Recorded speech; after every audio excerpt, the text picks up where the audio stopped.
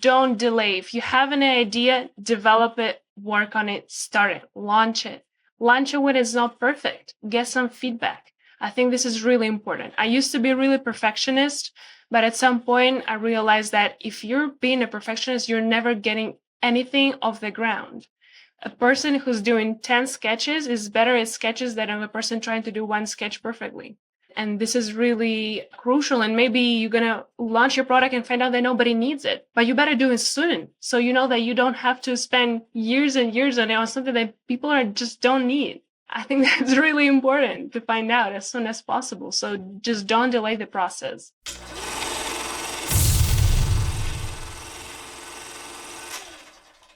Daria Kulachek, welcome to Produce Your Passion.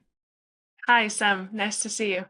It's great to see you. As I was telling you before we began here, you've been a catalyst for me in the Los Angeles networking tech startup scene. So I have to give you your flowers publicly right off the bat. Yeah, you have amazing events. Thank you. Thank you so much. Well, you've been a catalyst for me too. You know, we met almost right after I moved to LA. So that was really recent for me. Now I've been here for a year and a half, back and forth. So that's been quite a while. And I think that my life moved quite a lot in the forward direction, in a good one. So I'm happy to be here talking to you. Like, all this time has passed and I think a lot of things are happening. So I'm happy to share that and to share my passion.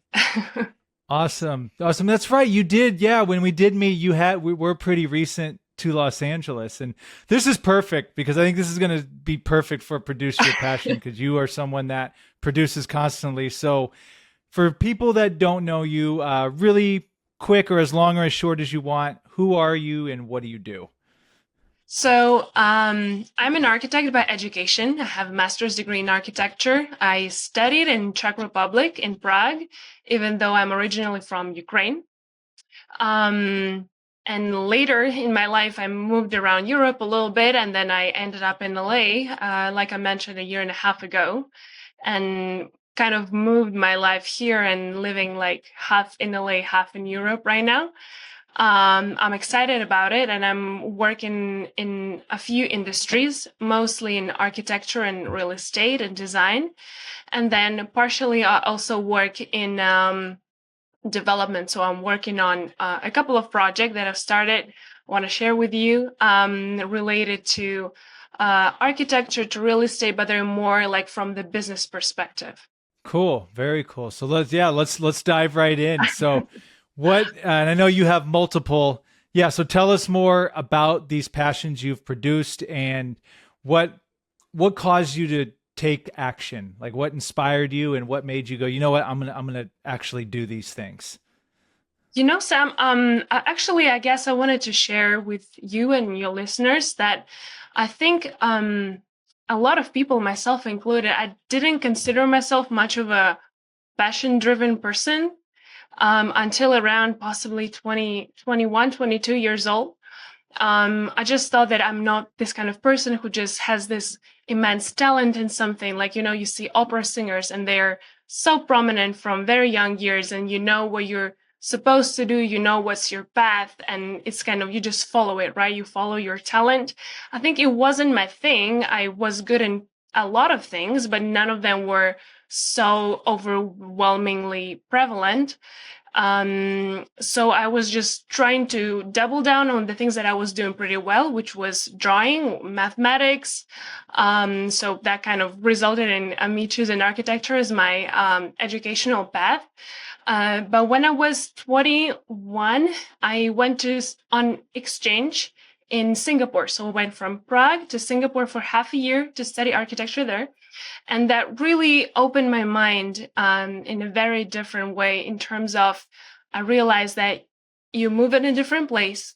Nobody knows you. You can be anyone that you want. It all depends how you present yourself. And I suddenly decided, hey, I want to be that person who's just a doer, who's just constantly doing things, is trying new things. And that worked. Like, it sounds kind of silly. It sounds like, you know, like fake it till you make it or whatnot. But once you change this setup that you have inside of your brain, it is really helpful to follow that picture, to follow your internal image of yourself. And I felt like that really helped me to identify what I want to do with my life, and especially possibly what I don't want to do with my life. For example, while I was working, while I was studying university, I was working in the bigger architecture office. But even though I love architecture, I hated it. I hated working in corporate job. I hated going 9 to 5. Like, I was falling asleep after lunch. I was so bored at my desk. Like, I swear you not. Like, I was just drawing those toilets in huge hotels and they were all the same. And that was so excruciatingly boring. I cannot describe it to you. And I was thinking, is this what my life is going to be like for the rest of my days? Is it what my job is going to look like? And no, it doesn't look like that at all. So I started freelancing. I started working on my own project. I started my own business. Because recently somebody told me that calling yourself a freelancer is not that good of an image for other people. You should say that you have your own business, which it is true. But I kind of got used to a freelancer word. But now I say that I'm an entrepreneur and that I run my own business, and it does shift your attitude in a way. It makes you take more responsibility over your actions. I don't know if you have a similar experience. It makes it real, right? Like, it Yeah. makes it real instead of just like, oh, I'm here and I'm there. It's like, no, this is my business. This is what I do. And there's a psychological effect to that. Then you start acting, especially when you start looking at the accounting part of it. Then you're like, okay, this really, Real. I spent how much money on this? All right. Yeah, no, this is a business. This is a business. For sure.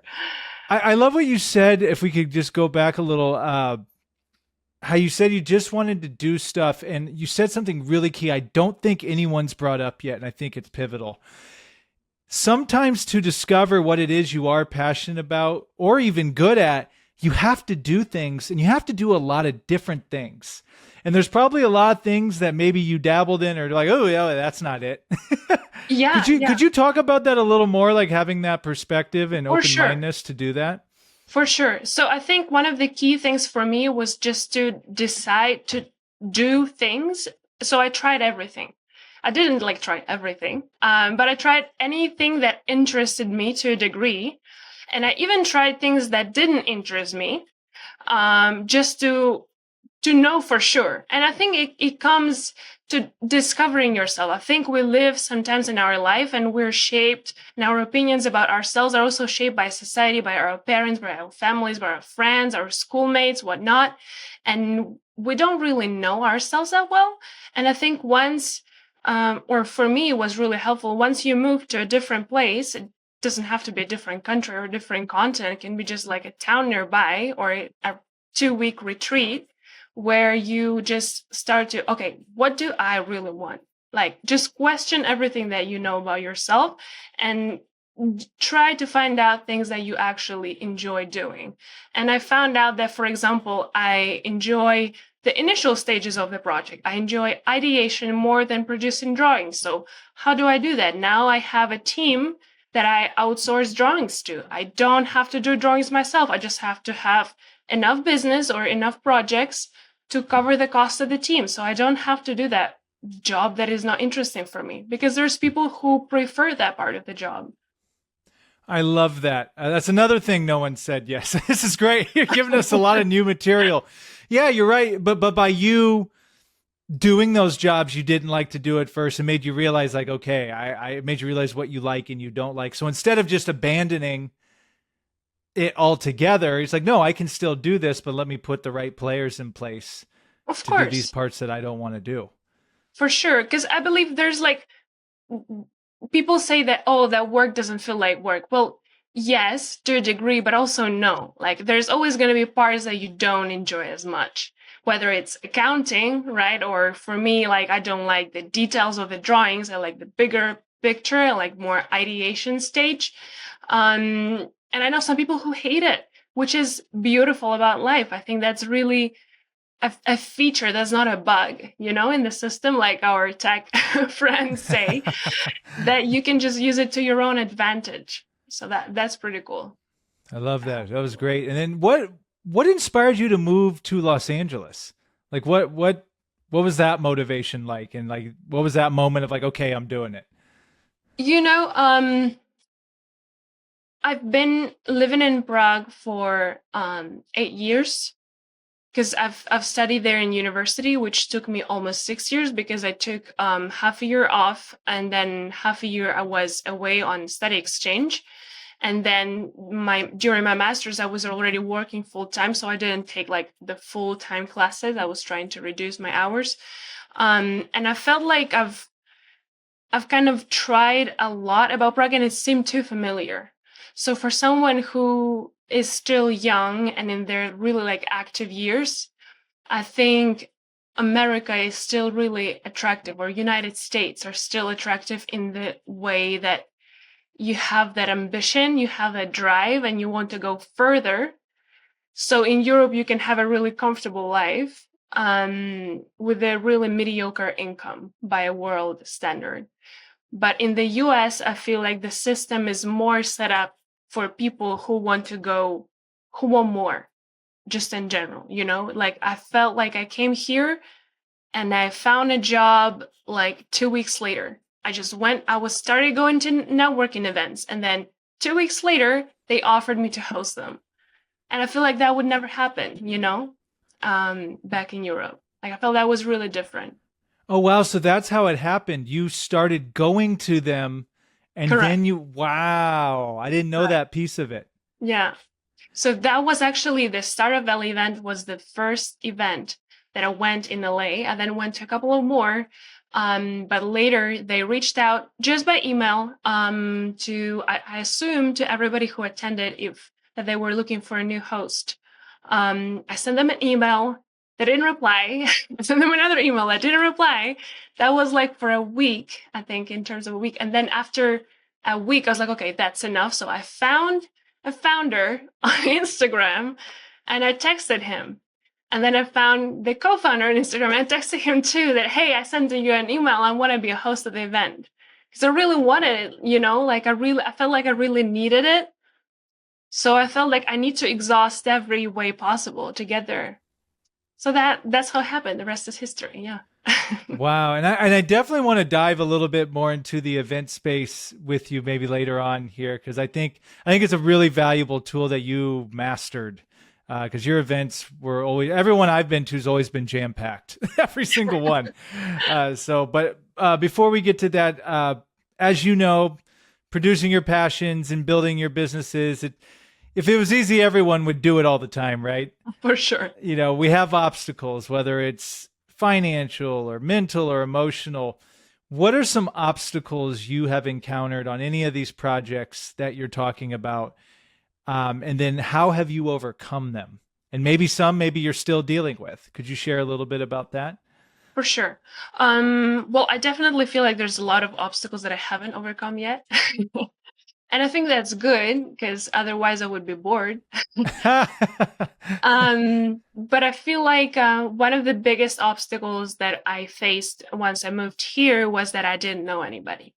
Because in Prague, like I mentioned, I studied there. So when you study, you naturally grow a cloud of people around yourself just by proximity, by going to classes. You have lots of friends, even if you were new in the country like me.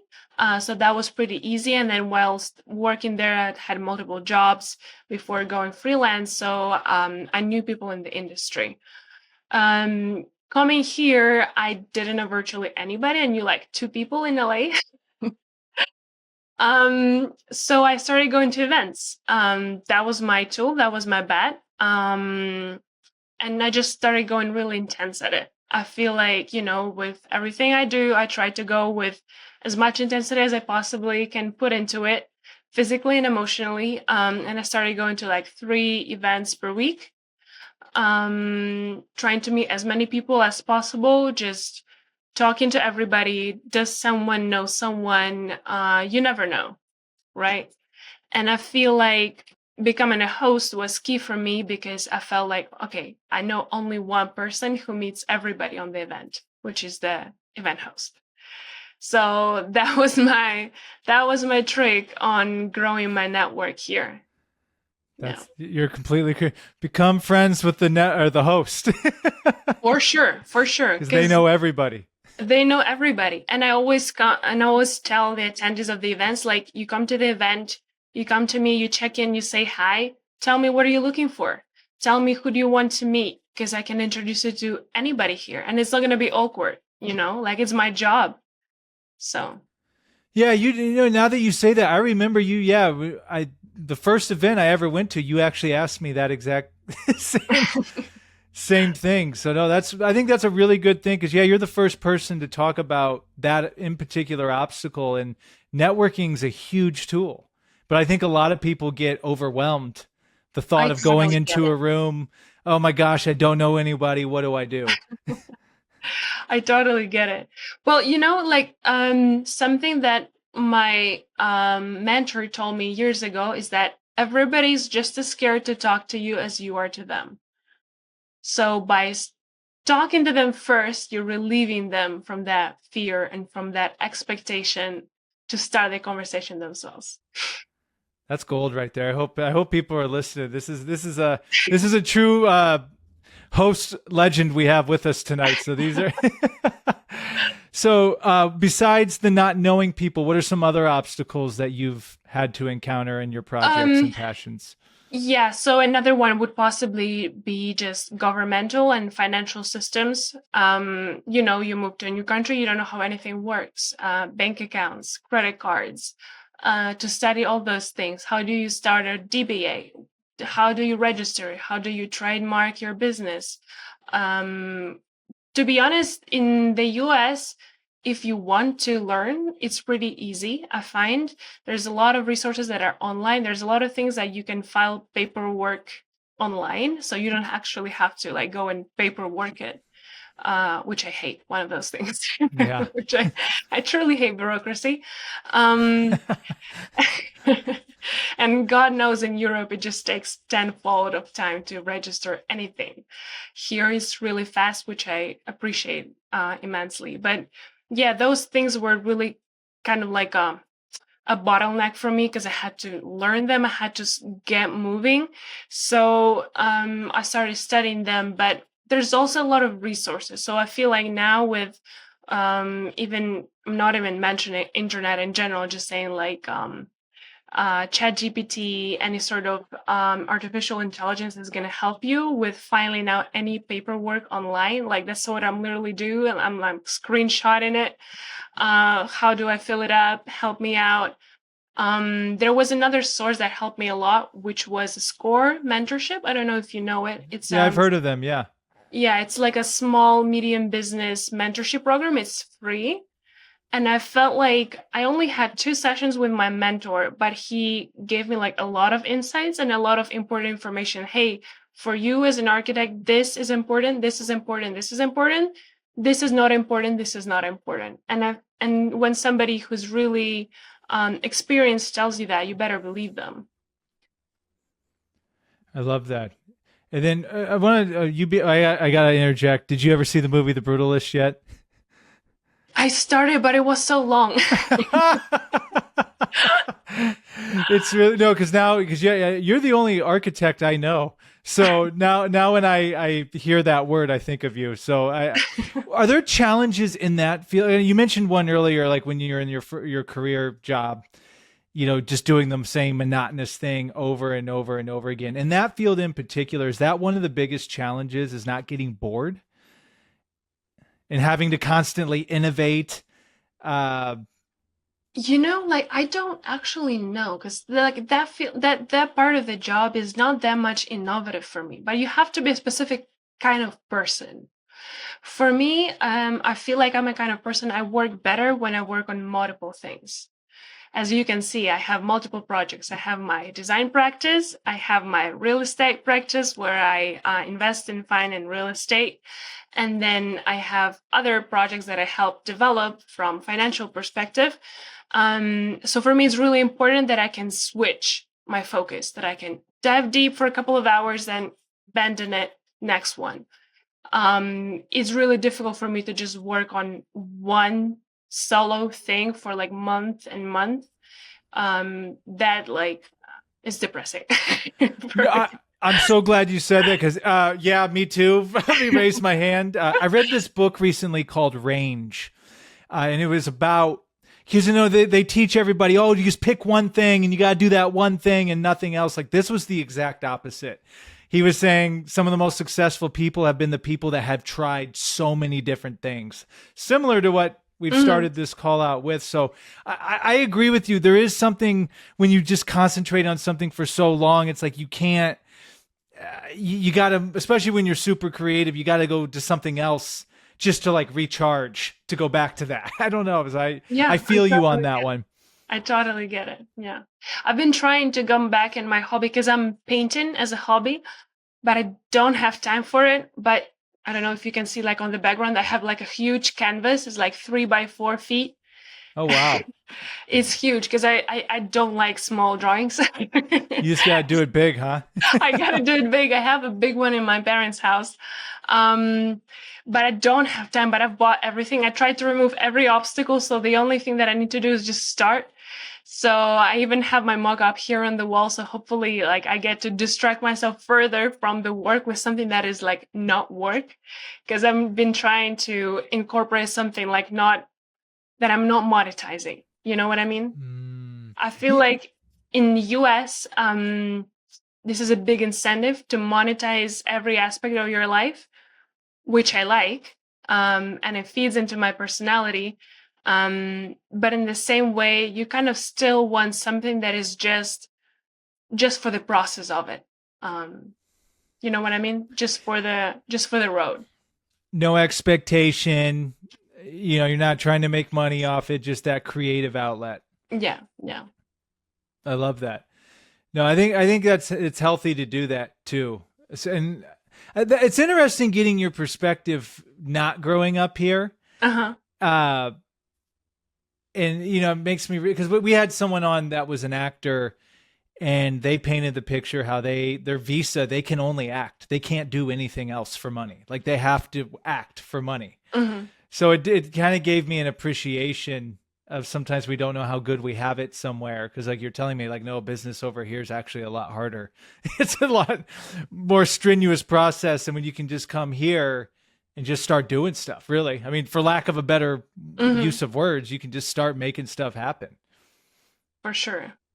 Yeah. So, what advice would you have for anybody that wants to get in some of the fields that you're in, but maybe having difficulty starting? They don't know where to start, or maybe they're doing the types of projects you're doing, but they just like, gosh, should I even continue doing this? Do you have any advice or insights for people to start and or keep going?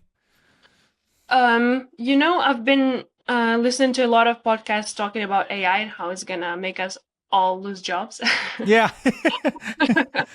A very positive one. And they were talking about how the person who succeeds in this post AI future is possibly going to be a person with high agency and the person using all those tools. So that's what I'm trying to do. I'm trying to be a really high agency person. Don't delay. If you have an idea, develop it, work on it, start it, launch it. Launch it when it's not perfect. Get some feedback. I think this is really important. I used to be really perfectionist, but at some point I realized that if you're being a perfectionist, you're never getting anything off the ground. A person who's doing 10 sketches is better at sketches than a person trying to do one sketch perfectly. And this is really crucial. And maybe you're going to launch your product and find out that nobody needs it, but you better do it soon. So you know that you don't have to spend years and years on it on something that people just don't need. I think that's really important to find out as soon as possible. So just don't delay the process. I'm smiling just because that hits home too, because a lot of times we sit in our heads for so long.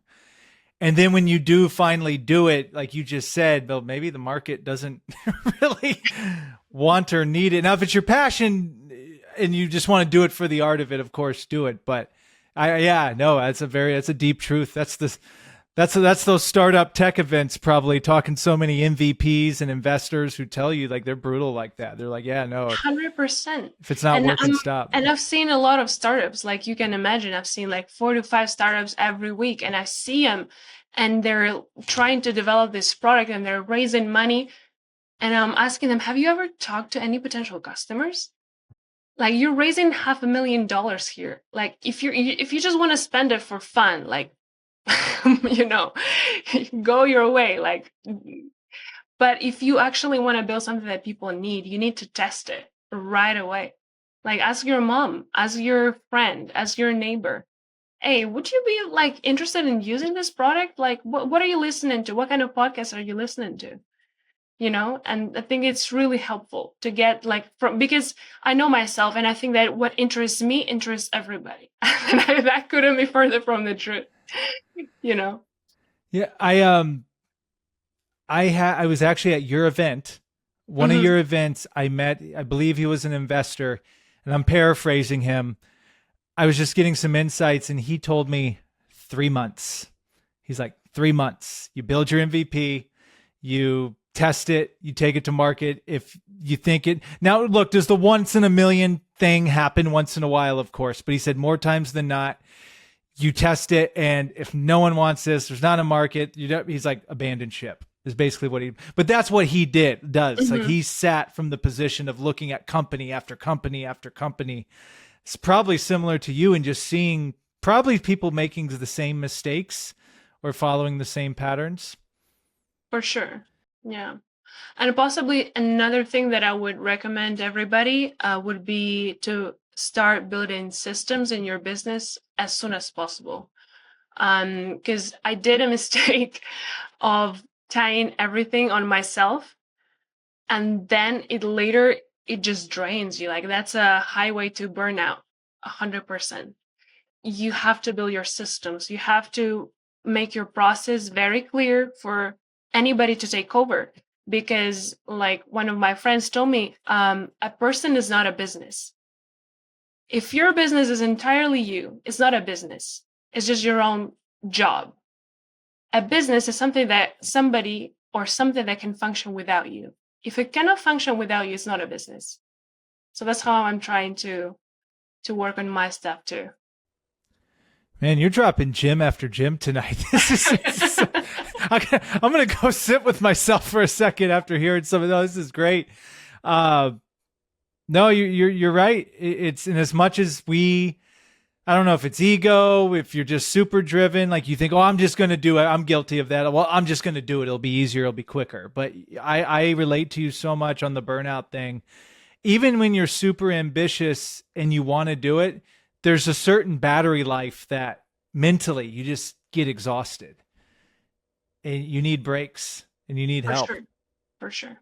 Like I was watching a documentary recently about Martha Stewart. I highly recommend it. It was super fun. Um, and she was saying how her investors were telling her, Martha, like every product that you produce, which is $1 billion business, but it's tied on one person. That is extremely risky because what if tomorrow a bus hits you? Like all those people are becoming unemployed. And later, when she went to jail and her company just sank, she later recovered it. Kudos for her. But her company sank just because it was tied onto one person.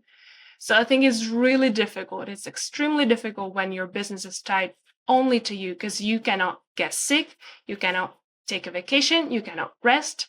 And what happens when you want to retire? Does your business retire with you or you want to leave legacy? You know what I mean?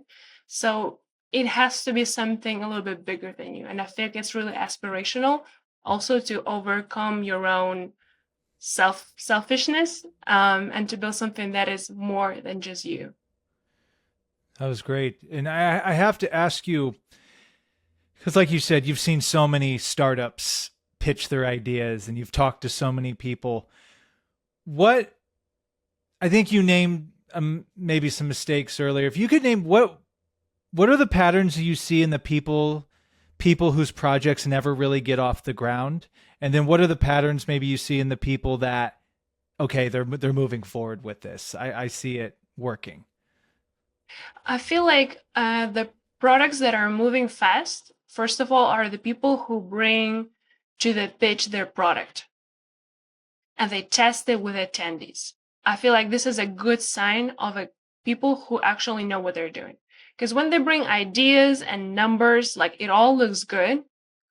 But whenever people were doing either, I don't know, different kind of like protein snacks, or they were testing an app, or they brought their invention, or they brought whatever thing that they were trying to sell, and they were willing to get feedback from real people, from a random group of 30 to 40 people who came to an event, and they actually gathered like data that they needed. Because those people were just telling them into their face, oh, I don't kind of like it. It's kind of clanky. Or, you know what? It actually tastes good, or it looks good. I think this is really crucial. And that's a good sign of a founder when you make your product, however you make it, it's not perfect. And you're ready to show it to people and get what they're saying to you, what their actual opinion is as soon as possible. I love that you said that, because that's really what Produce Your Passion is all about. It's not to just sit in business plan land. Not that that's not important and doesn't have its place, but if you're just talking, it's just all fantasy until you can actually come up with a prototype, come up with something. And then an investor is probably more than likely, or they're going to be more willing to even take it more serious when they see you've done some work.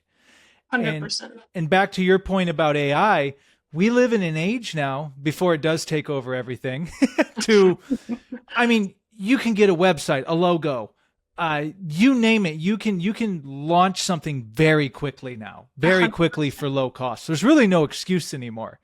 For sure. Even an app, you don't need to know how to code anymore. You can do it with an AI. And to your point, I think the people who were like assigned that they're not going to make it, and I still know that they're still in the business plan land, which it struck a chord when you said that. I remember people who presented a lot of data and a lot of projections. So they were talking about the global market, about the national market, and we're talking about GDPs and demand and research and whatnot. And they were talking about financial projections in 20 years, but they had no product. And the boat is still there. They're still like swimming in the sea of data and ChatGPT in the text and their mission statement and perfecting their pitch. But if your product is not there, you don't have a business. You just gave me an epiphany, because you're right. And even though AI is advancing so fast, you still have to take action and bring things into the real world. So the point, like, you could do the best AI projections for the next 100 years, but okay. Now what? Like, what do you have? What are you selling? Are you getting, and that's what's great about the networking events too, is like you're getting outside of your screen and your phone, and you're getting face to face with people, meeting people. So I actually have hope that we can use these tools for, it is going to benefit the action takers, the people that are already taking action. Yeah. It's just going to enhance what we're doing even more. 100%. So like in that podcast, actually, I think that was the founder of LinkedIn who said that, the high agency people. And it really, really stuck with me, because exactly when you're a doer and you have infinitely more tools that are infinitely more effective, you're going to do way better. But if you were just stuck in the business plan land, I'm gonna get this one in my vocabulary. If you're stuck in business plan land, you can talk with every AI bot there is and perfect your pitch, but you're not moving anywhere. For sure. And I think you bring up something, and I want to go back to that. I mean, truthfully, I've been guilty of this too, but that is a skill, to be able to take an idea you have and get it out. There's a difference between rushing something and not having presented it properly, but then not wasting time getting it together and like, let's see if this thing can even work type of thing. That I feel is a skill within its own, like to be able to do that. And just from your seat, probably just seeing that night in and night out, I can only imagine that that's helped translated to your life and the way you approach projects now, just because you've watched so many people pitch. For and do sure. this. So For it's had sure. to have been a huge advantage for you now at this point when you're moving forward with what you're doing. For sure. And believe me when I'm saying like those people are not perfect neither. Even when they look, their pitch looks perfect. I know from the backstage of it that they sent me 10 different versions. And the first of them was kind of, and the next one was better. And the last minute one that they gave me 5 minutes before they're presenting and they're begging me to change their slides. That's the last one that they were perfecting last minute. So nobody has it like perfectly together. We're all just trying to do our best. So I feel like it's really important to put in your work, put in your passion, not expect it to be just full on enjoyable ride on a water slide. It's just not going to be like that. It's going to be painful, but it's okay. I love it's going to be painful, but that's a yo, you're right. It is going to be painful, but would you rather it be painful doing it for your passion and what you want to do or doing it for somebody else? Exactly. If you're not working on your own passion, you're working on somebody else's. How'd you get into real estate? Well, I found as an architect, you develop a really good eye for real estate properties, the potential, the word of the real estate, the potential. And as an architect, you can only make as much, right? Like you making a project that is going to be sold as a bigger chunk of money, but sometimes you see that your investors are making poor decisions, especially being a professional. They might listen to you, they might not listen to you. And I feel like now I wanted to kind of surpass the architectural ceiling and kind of go further. So my partner, as you know, he's from Spain, from Madrid. And I've been shocked discovering that you can buy apartments for as cheap as $100,000 there. And that opens a new landscape for you as somebody who makes money in the US, where it's a real doable sum to get a mortgage, get a chunk of money. I don't know, get your 30,000 invested and actually get like a property that is cashing out your positive cash flow. So that kind of moved me in the direction that it is possible for virtually anybody to find those opportunities and to work on them. And I can level up my architectural knowledge and to use that even further on, to get those different streams of income working for me, to monetize my knowledge, but in a different way.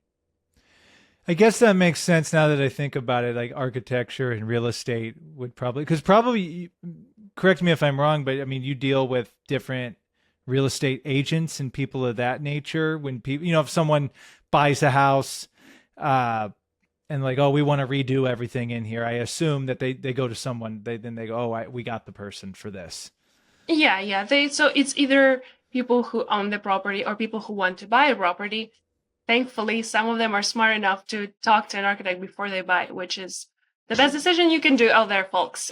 Because you can significantly increase your outcome if you talk to somebody who knows. Because your realtor is not always on your side. They still want to sell the property.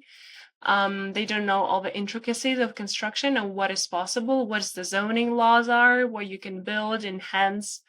So don't make the mistakes that one of my clients did, that they bought the property. They thought they were going to make bigger. They're going to add some square feet to it, but they cannot because they are already maxed out the square footage of the lot. So before you sign on the dotted line, bring in an architect to make sure that, hey, we can do this right. Sure. Yeah. Okay, that's awesome. Is there any other projects you have going on that you wanted to talk about or share?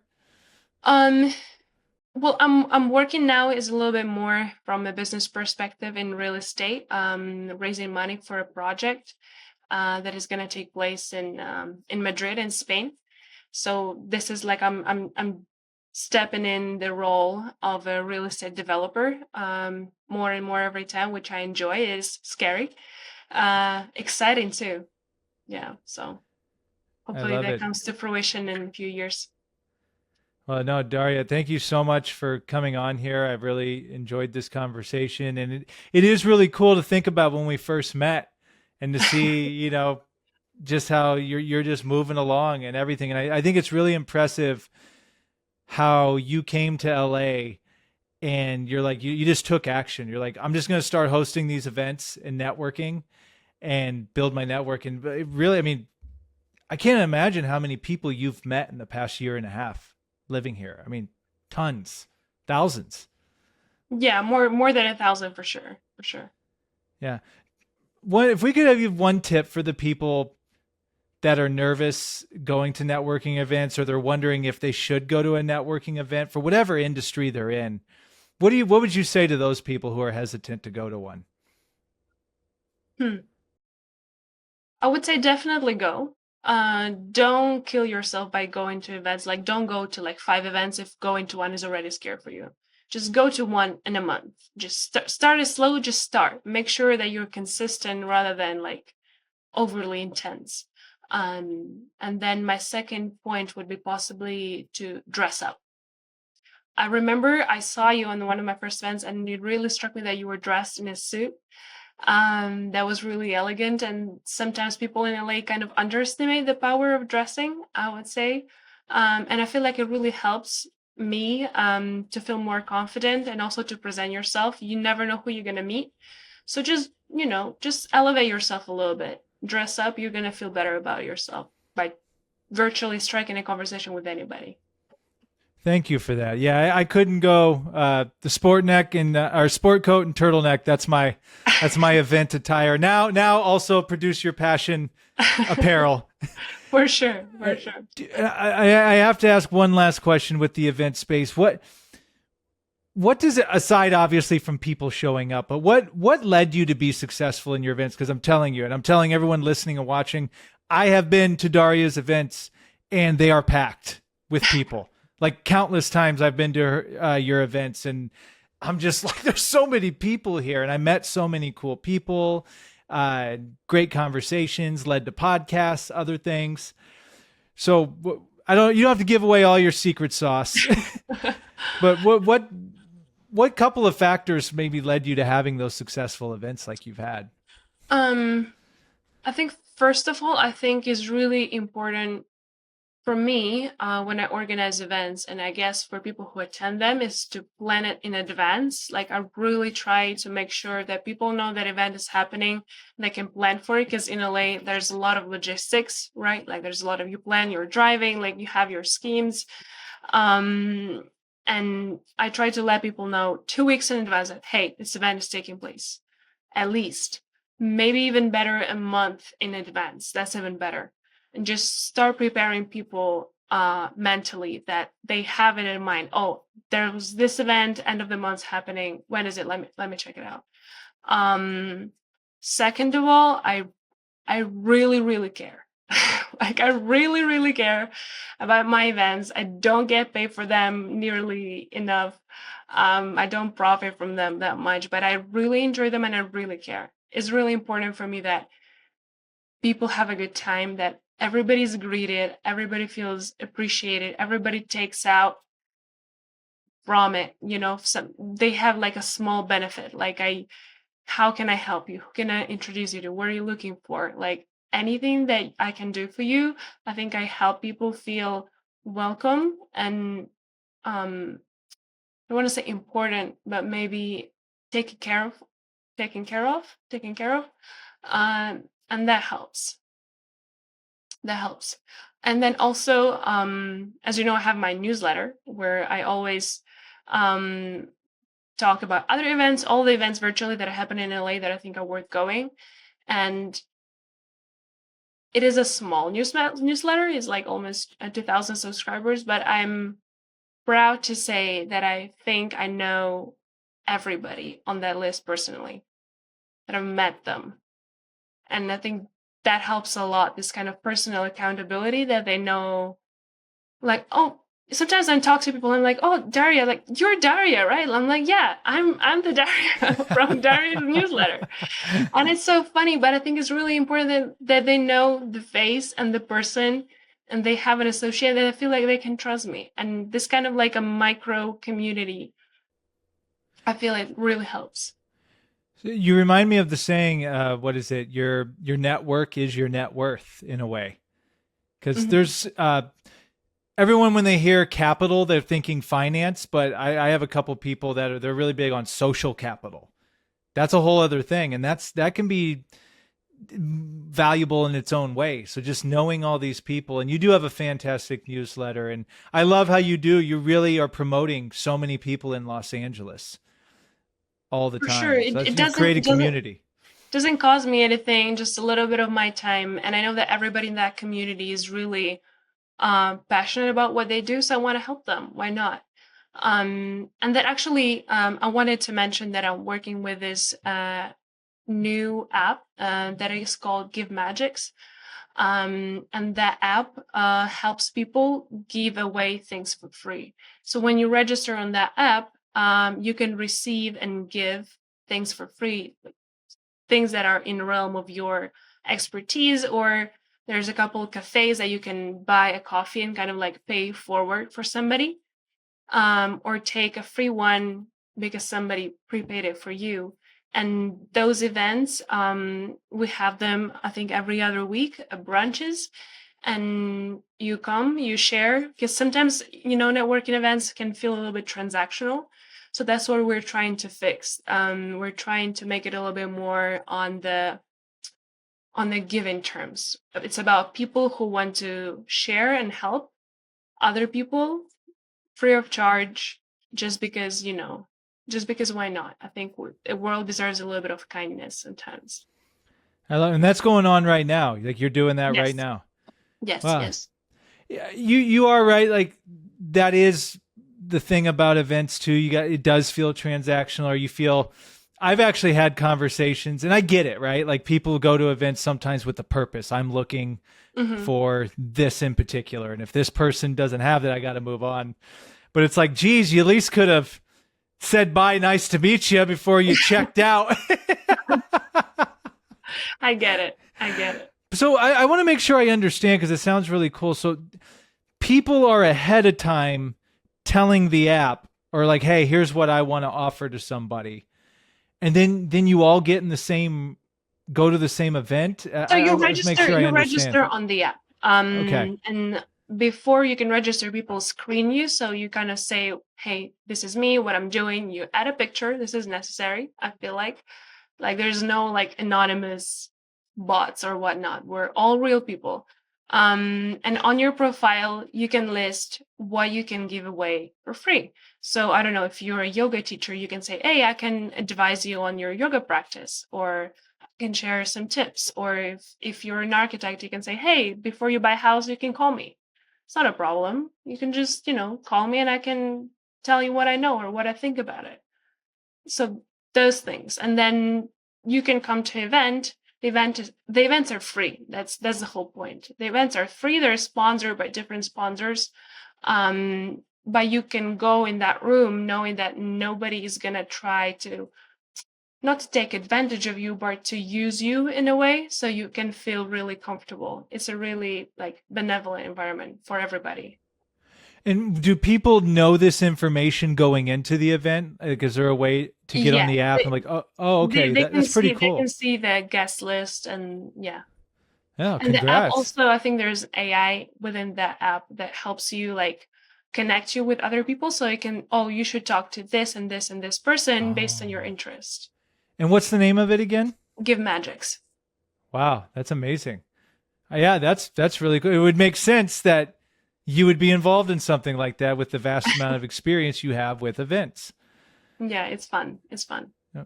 Well, Daria, thank you so much for doing this. This was fantastic. You dropped a bunch of amazing tips in here today.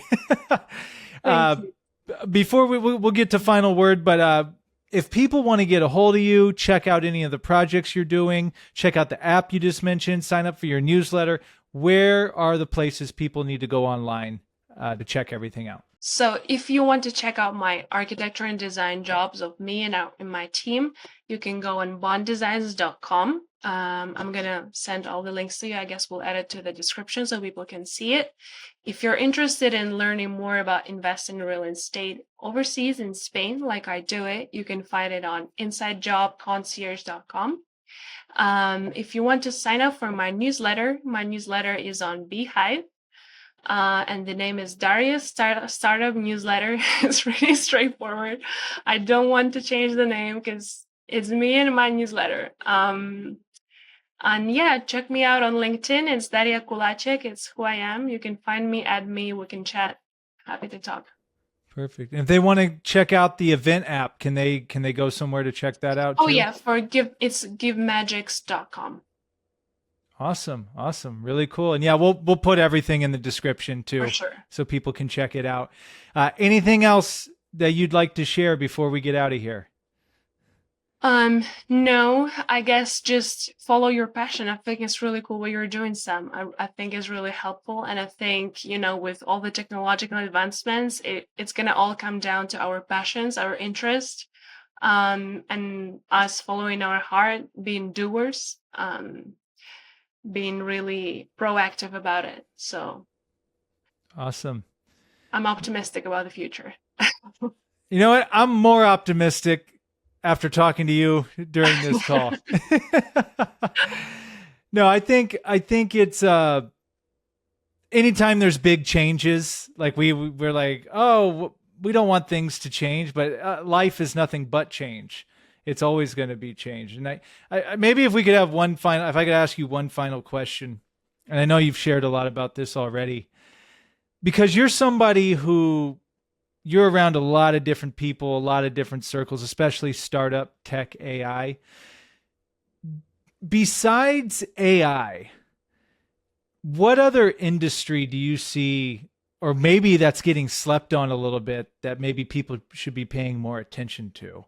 Do you see anything like that? Any besides AI? Because everyone's like AI this, AI that, but is there other stuff out there like, no, actually you should be looking into this over here? I would say robotics. That's coming at us also pretty fast. It's coming right after AI for sure. The automation of everything, of the force of any jobs that are manual, and then possibly energy. Yeah, there's a lot of construction going on right now with using solar windows, solar facades. It's becoming way, way more efficient. And those things, I feel like they're gonna bloom even more. Awesome. Well, thank you for that. I appreciate it, Daria. And this has been a treat. Kudos to everything you have going on. This project right here, Produce Your Passion, just to tie this all up, when you're talking about bringing something to market, my speaking coach was telling me to go have conversations with people at events just about the concept. And at some of your events, I actually was talking about this concept before it was not even having a speech written yet. Mm-hmm. And it was just seeing if people got it, just seeing if anything clicked, and just honing in your pitch. So I'm really appreciative that we connected, and I'm very grateful for all those events I've been to of yours. And I look forward to checking out everything you have in the future. For sure. Thank you so much, Sam. It's always a pleasure talking to you. I'm super glad to see that come into fruition, come into life. No, thank you. And you're definitely right about letting people know in LA how to plan, because there's 10 million things going on all the time. But no, I thank you for all your support on everything, and keep doing what you're doing. Thank you so much, Sam. All right. Thanks, Daria.